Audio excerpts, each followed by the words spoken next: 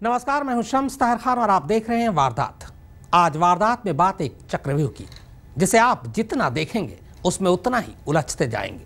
जी हां, झूठ, फरेब और धोखे की ये एक ऐसी कहानी है जिसका सच जानने के बाद आप भी हैरान रह जाएंगे। दरअसल दिल्ली में एक ही जगह से एक साथ एक ही वक्त में एक ही कंपनी में काम करने वाले 5 लोगों का अपहरण हो जाता है। पर इसके आगे जो कुछ होता है वो वाकई चौंकाने वाला है। हुस्न ने बिछाया जाल, फरेब ने रची एक खौफनाक साजिश अपने प्यार से धोखे की। तारीख 22 दिसंबर 2013, वक्त शाम के 5 बजे, दिल्ली का शालीमार बाग। सौरभ हर रोज की तरह आज भी अपनी गर्लफ्रेंड शिविका से मिलने के लिए अपनी कंपनी के रेस्ट हाउस में आया था, लेकिन वो उस वक्त नहीं जानता था कि वो एक मुसीबत में फंसने वाला है।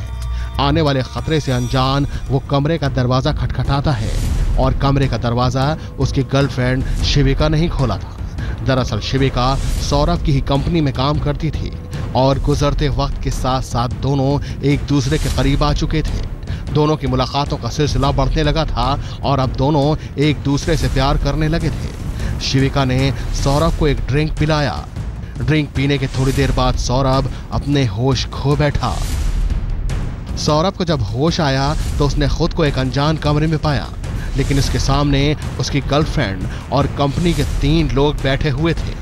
लेकिन सौरभ को इतना समझ में आ चुका था कि वो किसी मुसीबत में फंस चुका है और इस वक्त वो इन लोगों के रहमो करम पर है। सौरभ को होश में आया देख चारों में से शिविका ने सौरभ को बताया कि कुछ लोगों ने उन सभी का अपहरण कर लिया है और उन चारों ने अपहरणकर्ताओं को 80 लाख रुपए देने का इंतजाम भी कर लिया है और अगर सौरभ अपनी जान बचाना चाहता है तो वो किडनैपर्स को 18 लाख रुपए दे दे। सौरभ फौरन इसके लिए राजी हो गया। उसने अपने घर फोन किया और कहा कि वो किडनैपर्स को 18 लाख रुपए दे दें। होश में आने के बाद सौरभ बुरी तरह से घबरा गया था। मोहब्बत खतरे में थी, खुद की जान पर भी बनाई थी। लिहाजा सौरभ गर्लफ्रेंड समेत कंपनी के 3 और मुलाजिमों की जान बचाने के लिए तैयार हो गया। उसने किडनैपर्स की शर्त मान ली और 18 लाख रुपयों के लिए अपने घर फोन भी कर दिया। सौरभ के घर वालों ने भी किडनैपर्स को 18 लाख की फिरौती दे दी।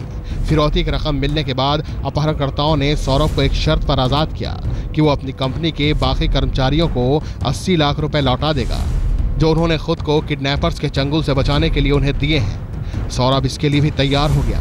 इसके बाद अपहरणकर्ताओं ने सौरभ को 25 दिसंबर 2013 को छोड़ दिया। किडनैपर के चंगुल से छूटने के बाद सौरभ पुलिस के पास पहुंचा। पुलिस भी उसके अपहरण की कहानी सुनकर हैरान रह गई, लेकिन पुलिस के सामने एक सबसे बड़ा सवाल यही था कि आखिर किसने सौरभ का अपहरण किया था और इस साजिश में कौन कौन लोग शामिल थे। बस इन्हीं सवालों को सामने रख पुलिस ने अपनी तहकीकात शुरू कर दी। खुद की कंपनी का रेस्ट हाउस और कंपनी का मालिक अपने ही रेस्ट हाउस में किडनैप हो जाए, कहानी बेहद अजीब थी। पुलिस को भी ये कहानी बड़ी अजीबोगरीब लग रही थी, लेकिन पुलिस को ये तो पता करना ही था कि आखिर किडनैपर्स कौन हैं जिन्होंने रेस्ट हाउस में किडनैपिंग की साजिश रची। रामकिंकर सिंह और नितिन जैन के साथ तंसीम हैदर, दिल्ली, आज तक।